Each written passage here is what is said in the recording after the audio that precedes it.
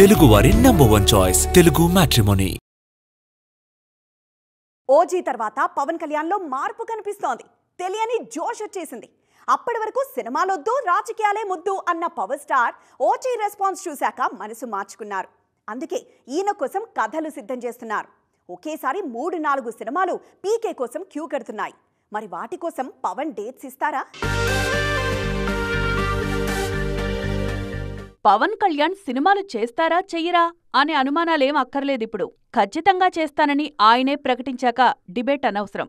కాకపోతే ఎప్పుడు చేస్తారు, డేట్స్ ఎప్పుడిస్తారు అనేదే ఇప్పుడు పెద్ద ప్రశ్న.